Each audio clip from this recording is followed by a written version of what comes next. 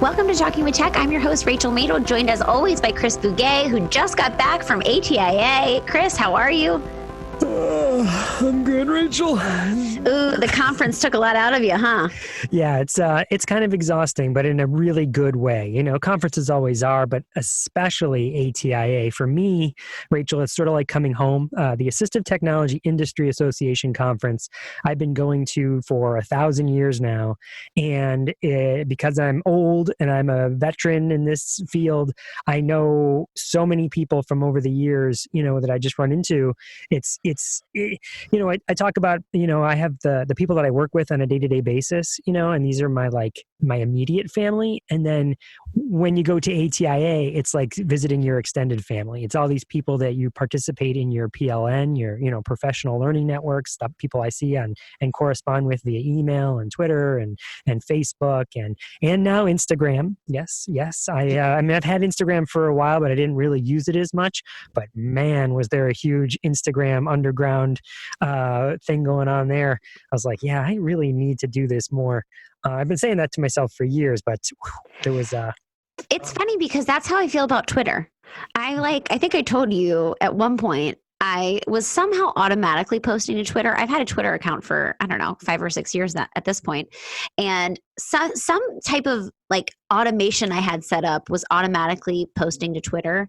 And my friends at one point sat me down for an intervention and they were like, listen, you need to figure out your Twitter because you're only posting half a sentence and nobody understands what you're saying. And I was like, what? And so it took me forever to figure out how to stop that automation. But I just don't use Twitter. I don't tweet. I don't get it. Well, and I talked to a bunch of the Instagram people while there, and it really reminds me of this whole Instagram move.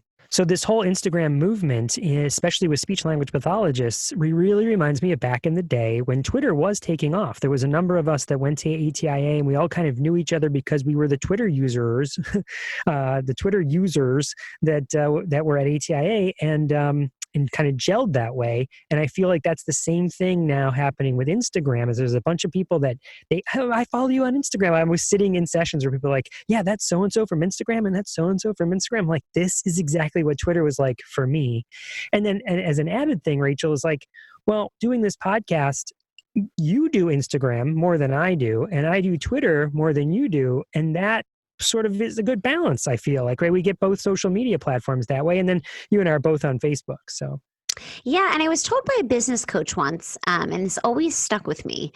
And they said, use what you like.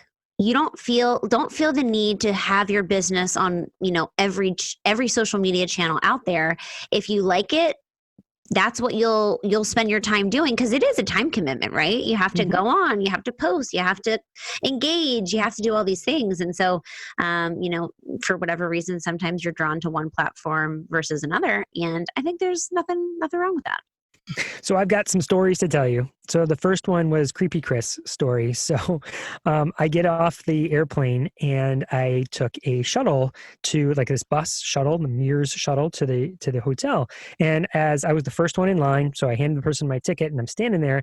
And then this woman comes over and she's kind of side-eyeing me a little bit. And I'm side-eyeing her like, I think I know you.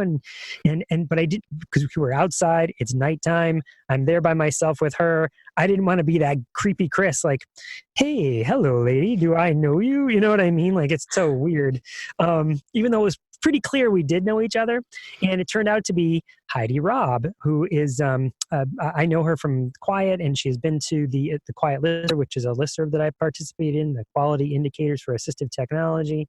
I've known her for a while now, but not really sort of one of those people you kind of recognize your face, but not really. I know I've seen you before. So anyway, it wasn't until the shuttle pulled up, and when the shuttle pulled up, opened the door, and there was a bunch of people that knew me from the podcast, and actually Amanda Hettenhausen, who is you're going to hear later on today. I did an interview with her while we were at ATIA. She was on the bus. And so that's when oh, you are Chris and you are Heidi. You know what I mean? Because then we were able to put it all together and I wasn't so creepy. Yeah, I understand that. I understand you don't want to be creepy Chris. Nobody wants creepy Yeah. Chris. Because what if it wasn't Heidi, right? And now I'm coming up in the middle of the night, going up to a woman like saying, "Hey, don't I know you?" Like, it's weird. It is. It is also weird when you see people you recognize from the internet that you've never actually seen in real life, which happens often, right? Because we're so hyper connected on social media that it's just like, it's wild to me that you can recognize people the same way you would if you actually knew them. You're like, that person. Who is that person? Oh, it's that person that I follow or that I'm friends with on Facebook. Yes. Well, and I think that actually happened quite a bit to me at ATIA, where there were some people that maybe has never seen my face, but there was a lot of first time attendees as well at ATIA, and then I would be talking to somebody in the hallway because, like I said, I've been going there forever, so. As I'd walk down the hallway, I'd stop and chat with people, and then I'd get these kind of side eye glances from people, like, "Oh, I recognize that voice," and then they say that. Then they go, "Hey, are you that guy from Talking with Tech?" I'm like, "Yeah, that's me. How do you recognize your voice?" So that was kind of cool. That actually happened to me at ASHA. I don't know if it was this year. I think it was last year, actually. And I was standing at a booth and someone came up to me, or I was standing next to someone at a booth talking to the person at the booth. And the person next to me said something like, I know that voice. And I was like, I was very surprised. And I'm like, oh, you listen to the podcast? She's like, it's my favorite podcast. I'm like, oh, well, thank you. So it's just, yeah, it's interesting. Like, obviously people hear our voices. People know our voices, Chris. They do. Now, if some of you are listening to this, and I know Rachel, you weren't there at ATIA, and you were texting me saying, you have this FOMO. I'm here to tell you that I also had FOMO. The entire ATIA was really difficult to get to every session you wanted to go to, and often we were presenting, or I was presenting at the same time. Like, I really wanted to go to Karen Erickson. She just launched a new book called Comprehensive Literacy for All: Teaching Students with Significant Disabilities to Read and Write. She is not sponsoring this podcast. I'm just pointing out that that's a new book that came out, and I really wanted to go to her session, but I was presenting at the same time. And then you look through the sessions and go, well, I want to go to that one, and I want to go to that one, and I want to go to that one. When I can't go to any of these right now because I know Marlene Cummings and Tabby Jones-Williber and a couple other people holded a session that I did last year on challenges. Well, I was presenting at that time, so I couldn't get to everything that I wanted to as well. Well, you were sending me lots of photos with lots of people, and I was super jealous. I was not at ATIA, and I was wishing that I was. I almost had to stop going on social media because I felt so sad that I wasn't there having fun with everyone. I was like, maybe I'll do a little digital detox right now so I don't feel the effects of FOMO so hard. So let me tell you, when I came back from FETC, I mentioned that esports was the big thing, right? Well, coming back from ATIA, I always like to think about that. Like, what was the theme of the conference, or what did I'm sure everyone has their different reasons they go to a conference and goals that they're trying to achieve. But for me, I think the big theme that came out of ATIA this year is that, especially when it comes to AAC, is that literacy is king, right? Is that we really need to be focusing on teaching both reading and writing. And again, that's Karen Erickson's book was a huge topic of a conversation at ATIA with just about everyone I stopped to talk to. And so that would be my big takeaway, is that we need to be focusing more on reading and writing. I love it. I mean, I think that's definitely something we should be prioritizing, and that should be getting out to the masses, right? I think we know it inherently, right? We talk about it, we understand it, but I think it's challenging for a lot of clinicians to put that into practice. And so I'm hoping that Karen's book really shed some light on practical strategies that will help clinicians, because again, like, I think we all know how important it is, but it's hard to make that leap into, okay, but like, what am I doing in my session today that's going to be supporting literacy? I think it's like hard to make that leap because we're an unknown, uncharted territory in a lot of ways. And a lot of it is just, presuming potential and knowing that kids will learn these things. Because I think often when we, start an activity or, we plan something, we think, oh, like, will they understand that, or will they get it? Or is this too much, too soon? We have all these kind of this negative belief systems that we, inherently always have, but challenging that and saying, no, I'm going to pull the keyboard out on their device and I'm going to show them, how to spell cat or whatever it is. I think it's just something we need to start naturally doing in our sessions with all of the kids that we work with. Yeah, there's the knowing it, and then there's the doing it. And again, let's hope that book helps. And of course, you and I can help here on the podcast and people we interview, and we can always give strategies as well. Absolutely. So what else did I miss at ATIA? What else was going on? Survey says you missed quite a bit. So I got to do the Richard Dawson Act. I had mentioned that we were doing this session. And again, this was the session that I couldn't go to all these other cool sessions because I was doing this one. So what this was the Assistive Technology Family Feud. And I had asked a state organization up in Indiana called the Patents Group to be one family. And then I asked the Fiddlers, which is another state organization down in Florida, to be another group. And they went whole hog into this thing. They got t-shirts, Patents wore, they had matching sunglasses, they got tattoo sleeves, it was awesome. And the Fiddlers got t-shirts as well, and they had glasses, and we had the music going. I went thrift shopping and got this old 70s suit, and I got these fake sideburns to put on. It's all over Twitter. You can find my Richard Dawson. And because my daughter was just in a play, so she got all these flowers, and so I snagged one of her flowers and made a little cummerbund for myself, it was pretty ridiculous. And the session went really well for the first time ever doing anything like this. I had sent out a survey that 65 different people responded to that had 12 different questions, all about different tools and strategies that you would use to help students with disabilities in different domains like reading and writing and math and so on and so forth. And then I compiled all of those surveys into like the top ones. I eliminated anything that was a kind of a one-off. If one person put one random thing in there and it was the only one response, I cut that out. But anything that had two or more responses, it left on there. And it was so much fun. We got all the people in the session were participating, because if you got 3 strikes and you're out and they couldn't guess what one of the answers were, then I turned it over to the audience and the participants, and everyone was kind of shouting out to see it was there. And I have to give a big shout out to a bunch of my friends who I grabbed right there. Like, they didn't know what they were getting into. They thought they were going to just come and watch the feud. And I was like, Jennifer Edge Savage, I need you to run the computer. Matthew Press, I need you to keep track of my answers, because when you did the PowerPoint, I couldn't get all the things to display at the same time. We've brainstormed that now. Now I can get them to. Alyssa Wern, I asked her, she made a whole spreadsheet that kept the responses of everybody, because the panelists, when they were guessing, the family members, when they were guessing responses, they guessed good stuff. Even if it wasn't on the board, it was still a good strategy, right? So everyone walked away with really good strategies, a number of good tools, not just that the people answered in the survey, but also what these expert panelists had to say. There was some takeaways I would have changed. We brainstormed afterwards, like maybe after every single question, or, there was 12 of them, we might take a second to discuss them a little bit more. I kind of got caught up in the game showiness of it, right. Survey said, and number 2 answer on the board, text to speech, is it up there? I got into it really. Maybe I lost it just for a second that this was actually a conference. We were learning information.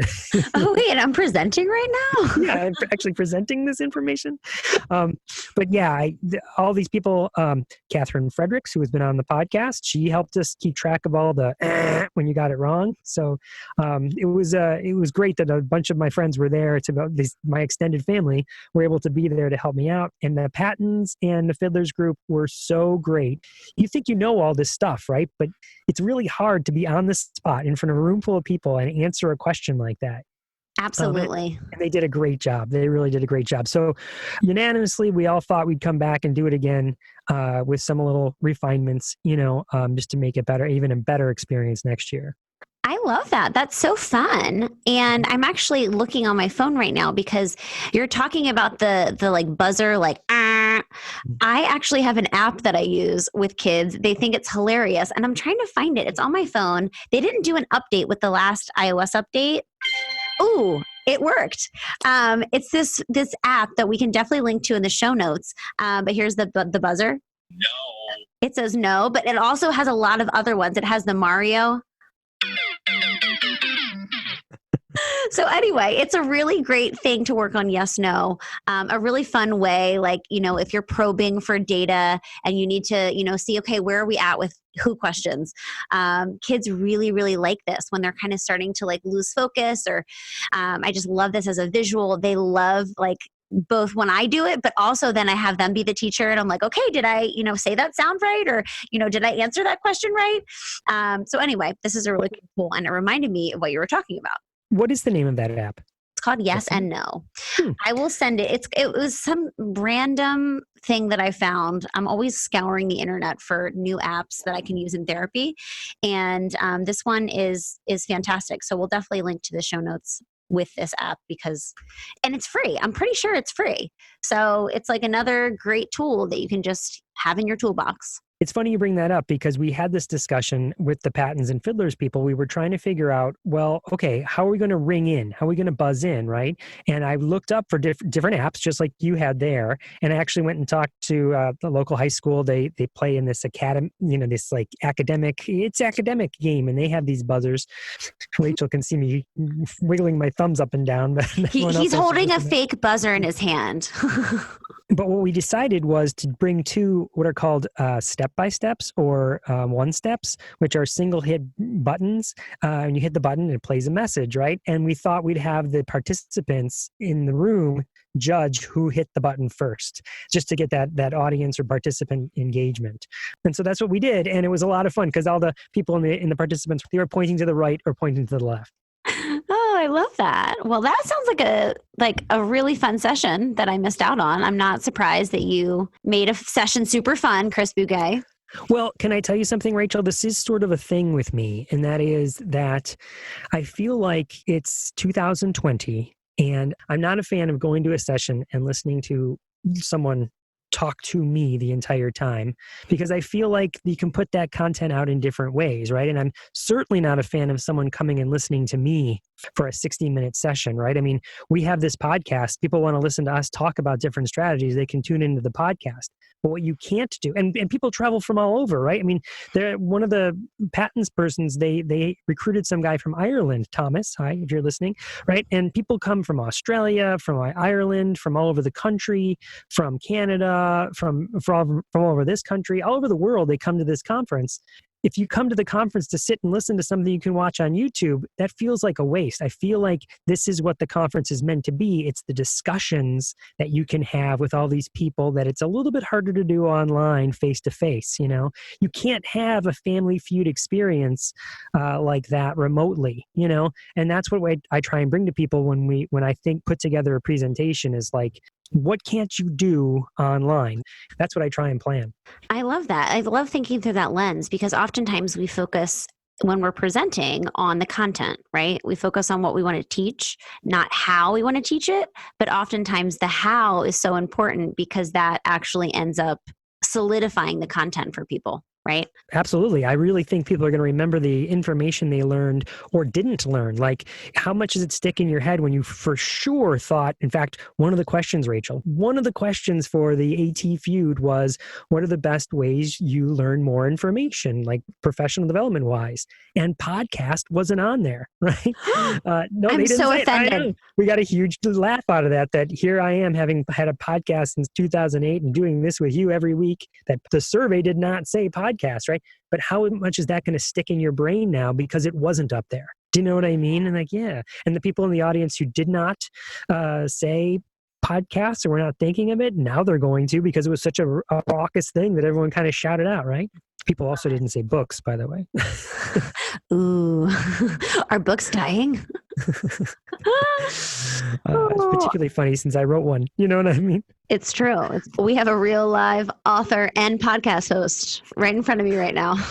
All right. So I know I've chewed up a bunch of time, but Rachel, here's some other interesting stuff.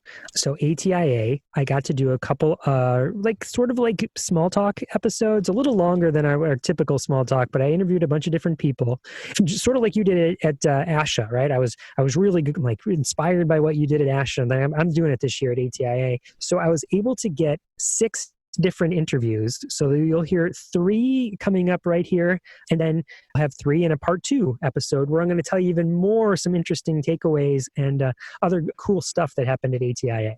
So before we head into the interview, we have a Patreon site now. So if you guys haven't checked out our Patreon, we would very much appreciate your support. You can go to patreon.com/talkingwithtech. Chris, why would somebody want to sign up for a Patreon? Well, as you know, we have an amazing team of Luke and Michaela that are supporting us with all this behind-the-scenes work, and we want to pay them. We want to give them some money for their efforts. They've been volunteering for over 2 years now on the podcast, spending all of this time making it sound as awesome as it does, and doing a lot of the back work, making sure those show notes are up to date and are accurate, so it makes it easy for people to go and click on that information, making it sound amazing, so that when my microphone cuts out or I have to record in a busy, crowded hall, it's not awful. Michaela makes it sound pristine and polished and professional every single time. And we just want to reward them for their efforts. And the reality is the more Patreon members we get and the more money we're able to bring in to support the podcast, the more we're able to do even more content for the podcast and even more content for our Patreon members. I'm really excited at this idea. We're trying to get to 50 members, and then we're going to open up new tiers of membership that include, all types of really great stuff with Chris and I. And I definitely want to give a shout out to our current Patreon members. We've had Amanda, Rachel, and Ariella. They've been longtime Patreon members. And we have 2 new ones, Meredith and Bronwyn. We're so excited. I've already been chatting with them in messages, thanking them for the support, letting them know that if they ever have any questions, reach out, because our Patreon members are elite. I've already been talking with them. We've been messaging back and forth. I've thanked them for their support and let them know if they ever have any questions, that definitely reach out. So please join our Patreon. We would love your support. We're asking for $8 a month to support this podcast. That's just $2 an episode. And you can reach our Patreon by going to patreon.com/talkingwithtech. So let me tell you quickly about the 3 interviews you're about to hear. The first one is with Dr. Jennifer Thistle, who's going to talk about visual scene displays and a survey that she's doing for research. She's looking for speech-language pathologists that have been working for the last couple of years, and she's really interested in diving into what their experience was like when they were in their grad programs, and kind of learn about pre-service models that were out there. The second one you're going to hear is a grad student, Karen Fahey, who searched you out, Rachel, asking if you were going to be at ATIA, and you said nope, but I know a guy, and you hooked me up with her, and so we chatted for a while about her graduate experience with AAC. And then the third one is, I already mentioned how I ran into Amanda Hettenhausen, who is a Saltillo rep, but I knew her from a long time ago. Her and I worked together on USAC, some social media stuff, which we talk about here in the interview. So she's going to specifically give us strategies about how to adapt books for reading. Again, nothing specific to Saltillo, everything all about, again, with this theme of literacy and reading, she's going to give strategies on how to adapt books. So now let's head into the interviews that Chris did at ATIA.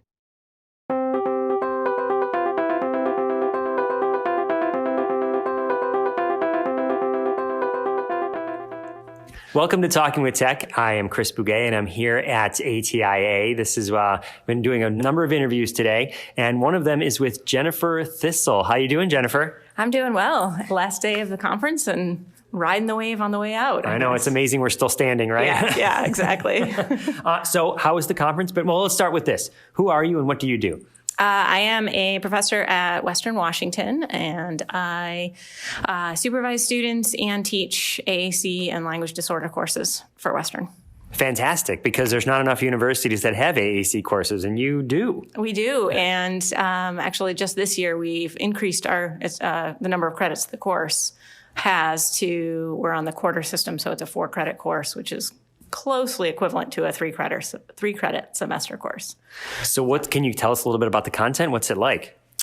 So I try to do everything because I think it's important that our students come out with a lot of information. I'm trying to do a lot of hands-on activities in class, covering everything from what is all of the technology, or at least a glimpse of the technology, because there's not enough time for all of it, and then talk about assessment and intervention across the lifespan.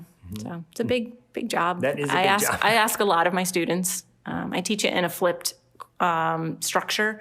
So I have them do a lot of readings and webcasts outside of class that they come to, so that in class we can actually apply that and practice doing activities with that. And then do you do research as well? I do, yes. So can you tell us a little bit about the research? Yeah, so I have a couple different lines of research. One line of research has to do with the design of visual displays. So looking at what do we know and do around visual scene displays. That was some stuff that I was presenting here at ATIA. I've also looked at grid-based displays, the use of color, and getting into now validating the idea behind motor planning with how we design the displays, and should we be changing where symbols are located. I think I'm guessing the research says don't change the symbol. The research says don't change it. So far, my research has just been with preschool kids without disabilities, and I need to move into doing more research with kids with different diagnoses who actually are using AAC. But it's what we'd expect, that they are faster to find symbols when those symbols stay in the same place over time. Yes. And when you do research, I know you look at the previous research that's been done. We've talked to Elena Duchovny on the podcast, so who has done some of the research in motor planning, right? So I'm sure we've worked together. You've worked. Okay. So that's what I always reference about trying to keep buttons in the same spot, keep the cells, keep the words, keep everything where it is. But I don't know as much about visual scene displays. So you were presenting on that. Can you talk about that a little bit? So my colleague Amber Thiessen from University of Houston and I have done a survey in the last I guess it's been about a year of having the survey out there where we looked at and asked SLPs to kind of weigh in on how they use visual scene displays, what communication functions they find are best supported by visual scene displays. Wait, before we go any further, can you describe what a visual scene display is? There might be people listening going, well, what's that? And I get understanding, don't move buttons around, but I don't know what. Right. Yeah. So a visual scene display is if you think of it, it's best thought of as a photograph, or best start thinking about it as a photograph. It is where concepts and vocabulary can be embedded that provide a context. So if you think about a grid-based display, which is rows and columns of individual symbols, those symbols all kind of stand on their own. In some displays, some grid-based displays, the overall display of all of the symbols might be related to one activity, and so there's sort of context. But in a visual scene display, it is just one picture, and all of the concepts are embedded in that picture. So if you have a scene with an individual playing a soccer game, or a bunch of kids playing a soccer game, then you can talk about what happened in the soccer game. You can talk about the ball. You can talk about how fast people were running. So lots of concepts can be embedded in it. And the thought is that added context for both kids and adult populations can add meaning and help them understand more and kind of further the conversation that they might be able to have. So I'm just coming up with this analogy right now. So this could be flawed, right? But I think about like reading to a young child that's not literate, and you might be looking at picture books, and then you're describing the things in the books, and it's not necessarily labeling things like that's a ball, but just you're talking about the picture in general, and that having that picture. So if you a wordless picture book, entire books that have no words in them, these are like a series of visual picture. Scene displays. Visual scene displays. Yeah. Okay. Cool. Yeah. So what were you presenting on the? So we presented. We had two different posters this week. One was the data from the SLPs who work with children on. We had them out. We asked them a question where it gave them 6 pictures that could be potentially used in a visual scene display, and said rank them. And the pictures varied on how much information was in the picture, how much context the picture provided, and presence and absence, and orientation of people in the picture. So looking at, is it important to include a human in the visual scene? And what should that human be doing? What should that person be engaged in? Should they be engaged in the activity, or should they be looking at the camera? And so 6 different pictures, they ranked them. And we had a similar poster that was based on the results of participants who provide services for adult clients. Okay. And also had a group of participants who were AAC researchers. So a handful of the researchers who have recently published something as the first, second, or third author talking about visual scene displays. So these are presumably those people who are going on, here's what we know about the concepts, or here's what we think about the concepts, and then kind of comparing that to what are clinicians doing in the field, and saw some nice parallels. So that was good. Research and or research is making it to clinical practices, and clinicians are seeing some of the same things that the researchers suggest might be useful. Yeah. And for both populations, adult versus the child supporting SLPs, we saw that the greatest amount of context and with a human in the scene engaged in the activity, everybody rated, or most people rated as the best. Okay. And most people rated the worst, the one that had the least amount of information and no person. And that's what research would suggest is the way to do it, and that's what clinicians are saying they're doing. So this validates that. Yes. Yes. Awesome. So we have good results. Now, you came up to me at the end of a session because you have a survey that you're doing future research. So another line of research I have is all centered around so called teaching, research around the scholarship of teaching and learning. And one area of that research that I'm looking at is what should we be teaching our individuals who are going through AAC classes? And because I teach an SLP, I'm focusing on SLPs only. I think there's a lot more, and I could probably do tons of interviews and surveys with all of our populations that are part of the team. But right now it's just SLPs, and I'm doing an interview with them to kind of do some thinking about, what was what did you come out of your grad school knowing, and what do you wish you had known, and really trying to identify some gaps in how we are teaching and preparing our SLPs to work with individuals who use AAC. Yeah. So I'm looking to interview current SLPs who have been working for at least 3 years, who have at least one student that they have supported who uses AAC, who is a school-based SLP. My interviews take 30 to 45 minutes, depending on how much we end up talking. I think I've had one that crept up to close to about an hour. But I'm busy, you're busy. Try to respect everybody's time with that. I understand how these interviews go. I get through them. You think, this is a couple minutes, and all of a sudden an hour's there. Yeah. Right, exactly. I think that's really kind of my first step is just, reach out, get in touch with me, and, we'll set up a time to do the phone call. So if people are interested in participating, right, and they want to give feedback on this, and really I would encourage everybody to do this because I think we already know that there are gaps. I mean, there's a lot of universities that don't even have AAC as part of their program, or it's an elective, or it's, you do this. I know mine, for instance, and this was many years ago, was I had a half a course on voice and then a half a course on AAC. We called it one course, but still there's lots of gaps, right? And then now we have places that are doing AAC, they are teaching it. So what's happening there? What could really be beneficial when you actually get out into the workforce? Yeah. Right? Yeah. Okay. So please, everyone, I'm not talking to Jennifer right now. I'm talking to you. Reach out. And what's the best way they can reach out to you? So email is, I'm going to get it.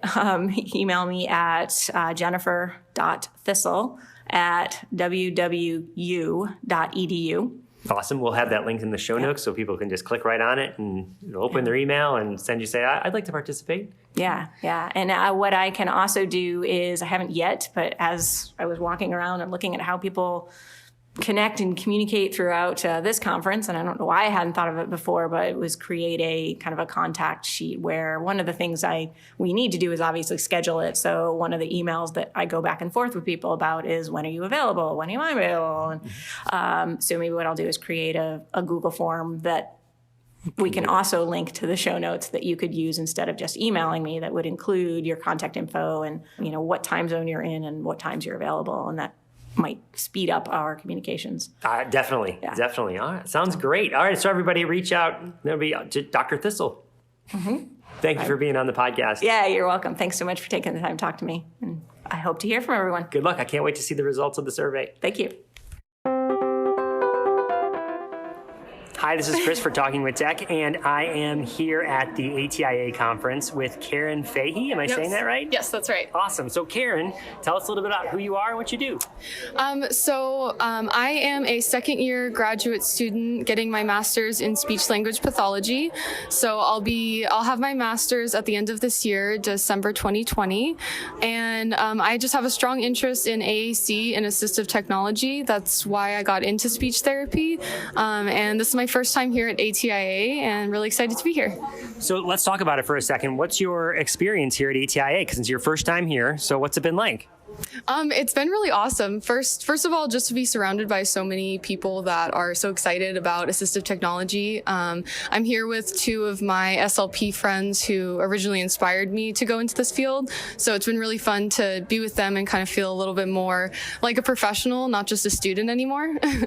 And yeah, I've seen some really cool stuff so far. Definitely the exhibit hall is incredible. It's fun to play around with the different technology. Got to play some eye gaze video games, saw some really cool AAC for the visually impaired, which is something that I've seen online, but to actually be able to pick up and feel the different tactile icons was really awesome. And yeah, aside from that, just seeing all the different speakers and all the different things that people are doing, and just feeling more like I'm not alone in this mission of spreading AAC and AT, and seeing that there's other people that have similar visions and similar missions as me. So let me ask you this. So you're here for like 4 or 5 days. You're here for the entire conference and you're just soaking it all in?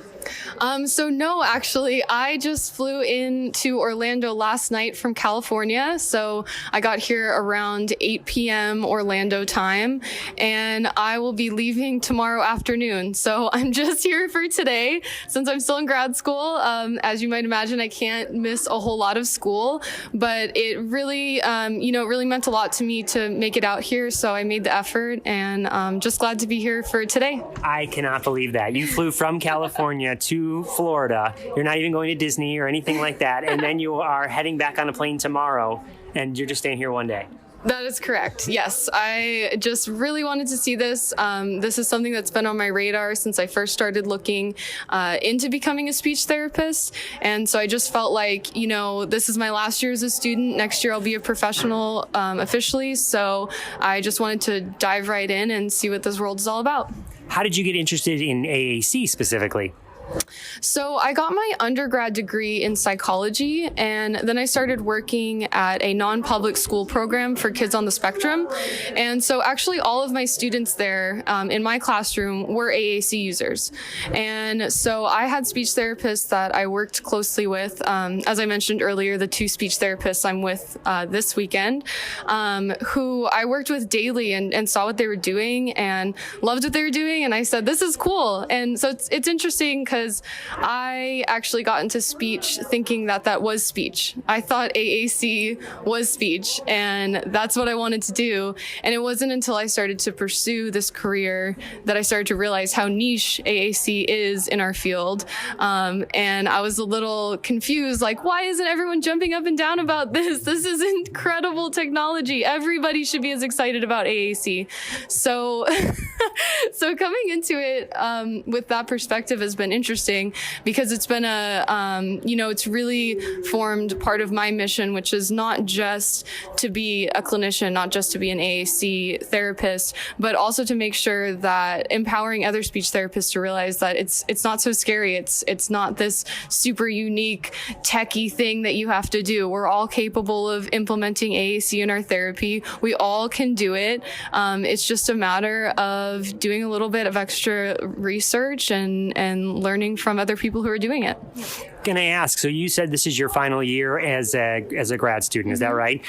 What has your experience been at your university with learning about AAC? That's a great question. So when I first got into my graduate program, I was very excited to see that there was an AAC course listed as a required course. And I got reports from multiple people. They said, don't get too excited. It's not very great. And so thankfully they warned me to lessen the blow. It wasn't that great. It was definitely just kind of a survey of AAC. Having been out in the field and worked with AAC users and having done a lot of research on my own, I was very aware that the class was outdated, and just in general, it didn't give the information that people might need to actually do AAC therapy. It was more of a, hey, FYI, this is a thing. Some people do it. Take it or leave it. And most people leave it.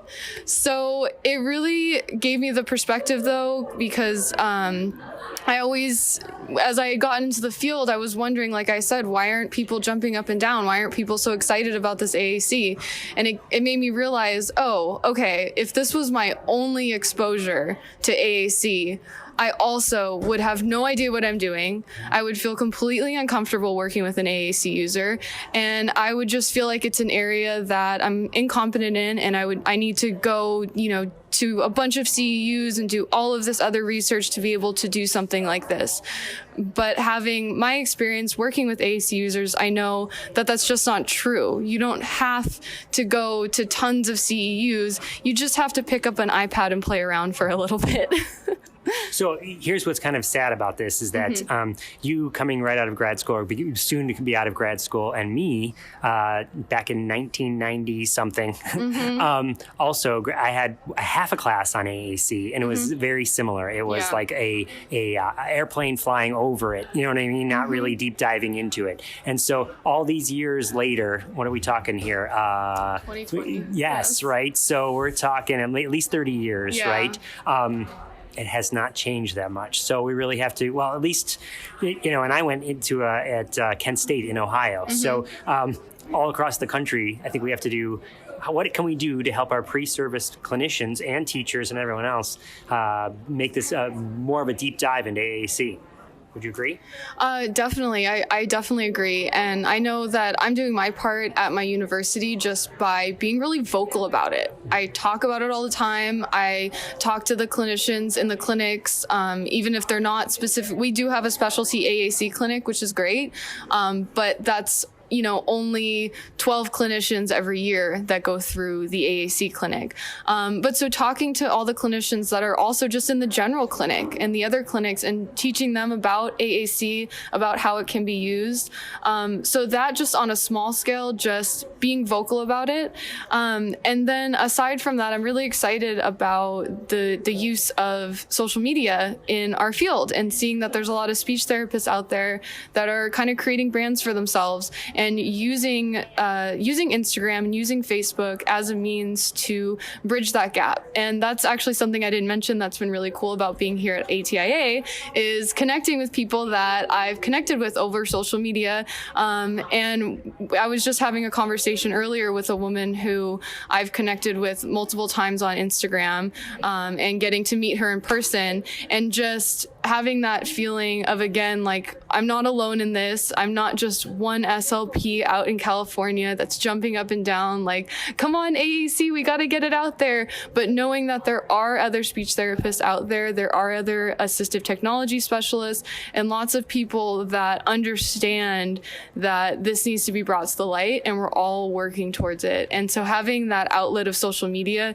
to keep each other motivated, keep each other inspired, shared is a huge piece, and I'm really excited about that. So here at the conference, that's been one of my big takeaways. Of course, I understand this Insta thing you're talking about, it has the, Instagram, of course. And, but my thing has been Twitter, right? And so I know Rachel has a big presence on Instagram, and I have a bigger presence on Twitter. And it's part of I'll pull and connect on Twitter. I've noticed that here at this conference that many of the speech therapists, I know you from Instagram, and I know you from Instagram. And there's this whole sort of network that is connected. And I feel the same way with my Twitter buddies. I see people on Twitter, and I'm like, oh my gosh, you're so-and-so, and then we connect because we feel like we know each other, Right.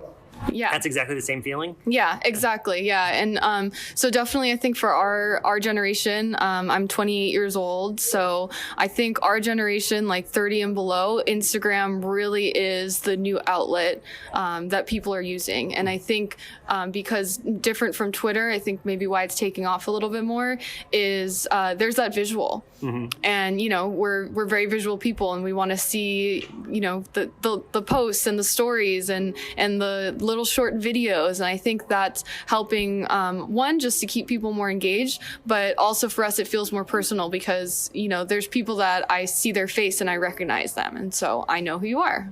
Awesome. All right, let me ask you, so what's next for you? You're going to fly back home. You're going to you'll be in class again next week, right? Yes. And then you graduate, and then what's up? What's your future plans? So then I'll be doing my clinical fellowship year. So I'm not sure yet where I want to be. I'm pretty open as far as what setting I want to be in, because the most important thing to me is who my mentor is. And so over the next year, I'll be done with classes in May, and then during the summer I'll do an externship, and then in the fall I'll do student teaching. So I'm hoping that I assume, and I think this is true, within the next year, doing all of those things and then also going to conferences like these, I'll meet somebody who either will be my mentor or will lead me to my mentor. And so whoever that person is, wherever they are, whatever setting they're in, that's where I'll be. So you heard it here first. We got Karen looking for an awesome mentor. So if you know stuff about AAC, consider Karen. Especially if you're in California, because I need to get my CFY in California to make that licensure really easy. I don't know anyone in California that does AAC, so I can't help you. Well, wait a second, I can think of somebody. Thank you so much, Karen. Thank you. It was great to connect with you. So welcome to Talking with Tech. I am sitting here at the ATIA conference with Amanda. Amanda, can you pronounce and spell your last name for us? Right, yeah, it's German. Hettenhausen. Hettenhausen. I married into it, so, you live with it. It was Smith before, right? Is that... Finney, super cute Irish name, yeah. Real easy. All right, so welcome to ATIA. Thank you. You and I have known each other for many years now, right?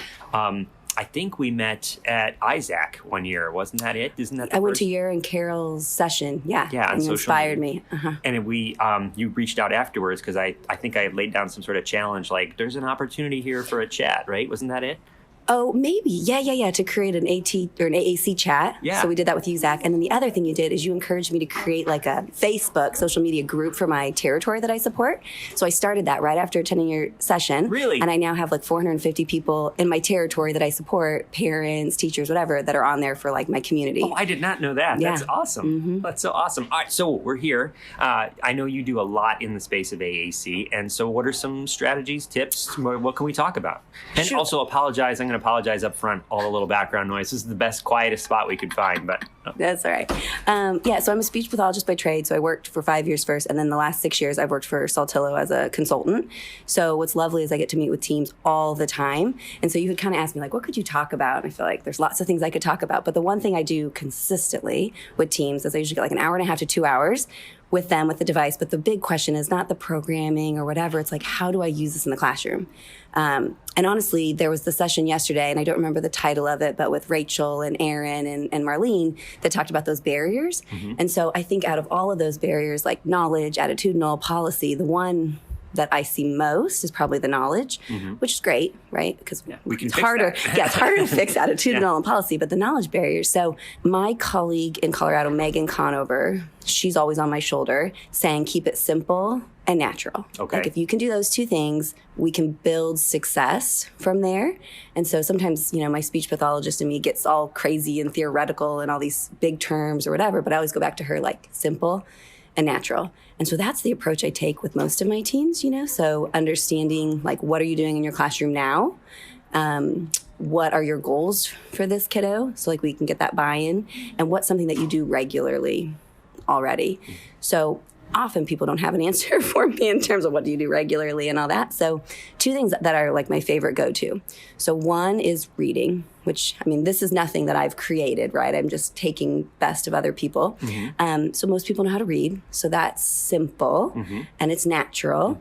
But it's not a heavy lift. Right. Most people know how to read and they already have that built into their day. The part that they don't know how to do is read with a device. And so that part then is not as simple. So we have to like really simplify that. So I'll either use like PowerPoint books with just one word, and like we were talking a little bit about visuals. I'll put them on there for the communication partner, or I'll find a book, like what book do you have? And then I'll help them simplify it. And then not only just talking about it, but then I make them do it. So I'll model and use the device, and then I'll have them do it. And we like take turns, and then I can give them that feedback.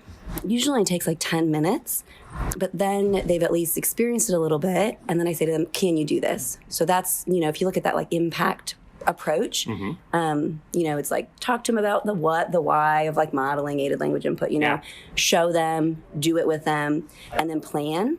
And so that's the piece I feel like I do it really quick, probably 10, 15 minutes, but if you can keep it to that simple piece instead of modeling across the whole day and modeling in all your activities. And I have made that mistake. I have said people, we're going to model all day long. And then I've had to reel that all back in and do like, it's like a simple activity, just start modeling. And some people can. So we were talking last night and one of the consultants was like, I just explained to them modeling. I showed them some of our resources and like our calendar with the books. And the next thing I knew, she had like ordered the books and was modeling across her whole day. I'm like, and when that happens, it's magic. Yes. And that just means that's a really good person who just understands language, AAC maybe, or just, gets it.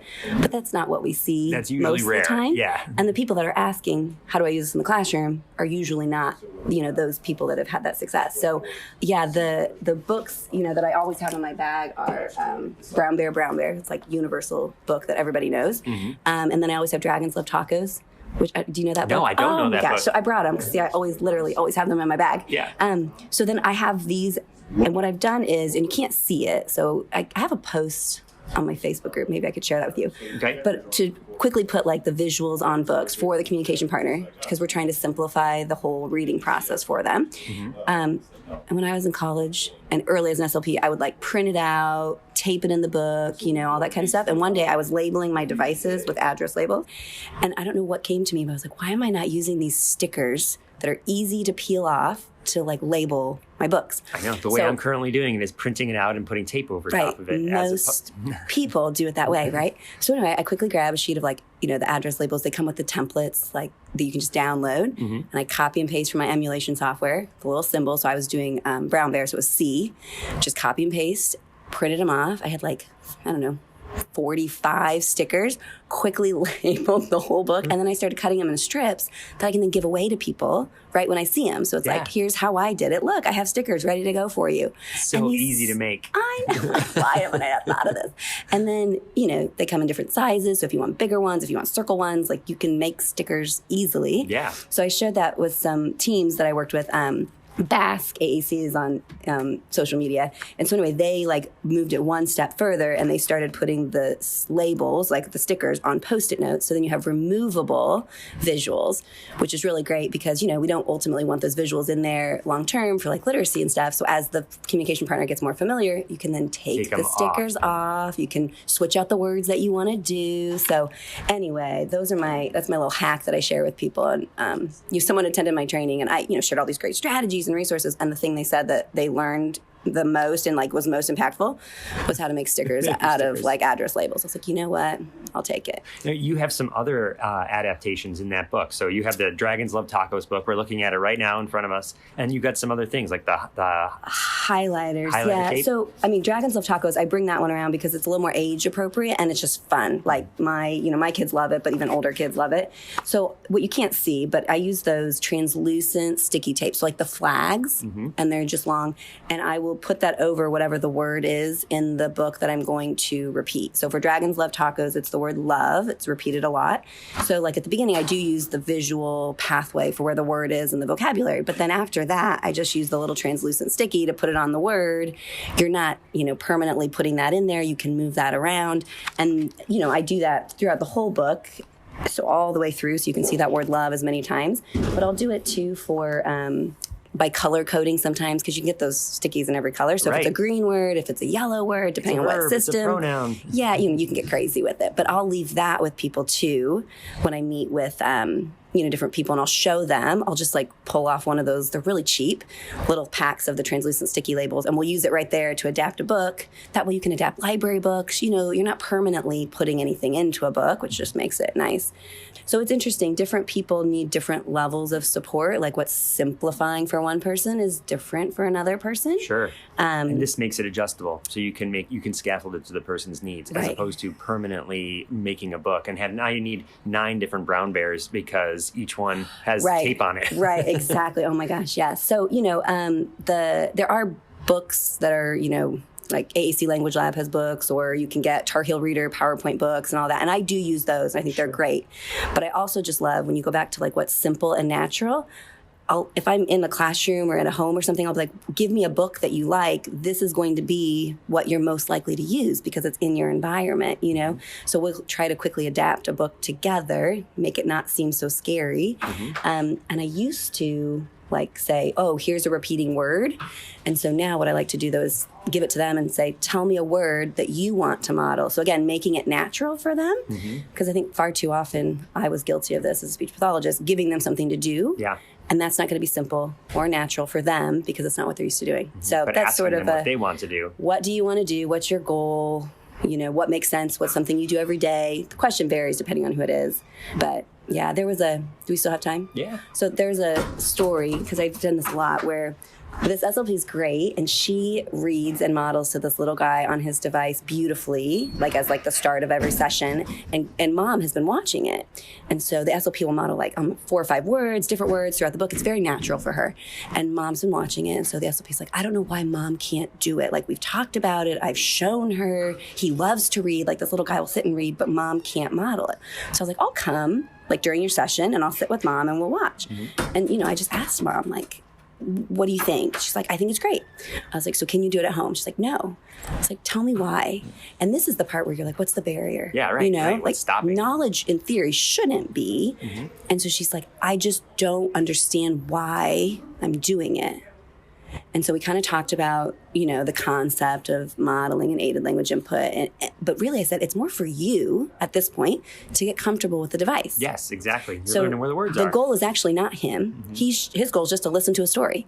The goal is for you to get comfortable with the device, because she's not really using it at all. She can understand him and all that. And I was like, and laying the foundation, of course, for language, but really just for you to know how to use the device too.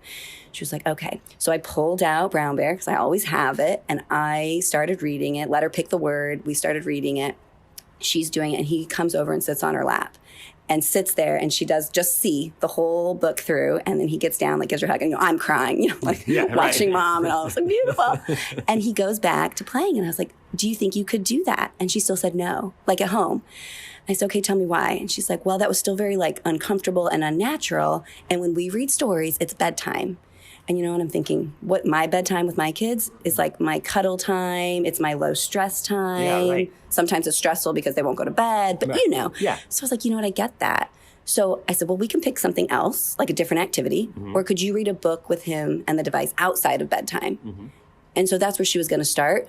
But like the SLP, I said, we're going to need mom to bring books to you. You probably need to sit down with her pick a word or two and like practice it together. Like she actually needs to do it and you need to give her feedback, because I think her barrier was just probably like understanding why and then the confidence to do it, you know? And she's exhausted in the end of the day. So anyway, it's just one of those reminders of like, we tell people things, we show them things, we think in our head it makes perfect sense. Yeah. And we really have to just sometimes stop and talk to people, like ask them, what do you think about the device? Like, what's your goal for using this? What's challenging? What's hard? How can I make it easier? Versus, you know, dropping off something to do and telling people what to do and leaving it. It's not going to get done that way. Yes. So the word that comes to mind in that whole story is coaching, right? Is that you, instead of consulting or telling this is what you need to do, I'm going to sit there and we're going to do it together. And so you're comfortable with it and you're coaching them through it and you're asking questions about what's meaningful to you. And I feel like that's the difference between training and coaching. Yes. You know? And I love coaching. I mean, that to me probably more embodies like what I do on a day-to-day basis, really, which is lovely. So yeah, I don't know. There's lots of different things that have worked for different people. So it's, you know, it's fun to see all the different teams, and I only get like a very short amount of time. But I think when people say, how do I get it started? You have to carve out time to have a conversation with somebody, you know, and understand how can I help them make it simple and natural. So. Awesome. Yeah. Well, thank you so much. You're welcome. I'm going to take Thank pictures. you, Chris. Is it okay if I take pictures? Oh, yeah, absolutely. And then I can maybe post them in the show notes for people to see. Awesome. Thank you, Chris. Thanks, everybody.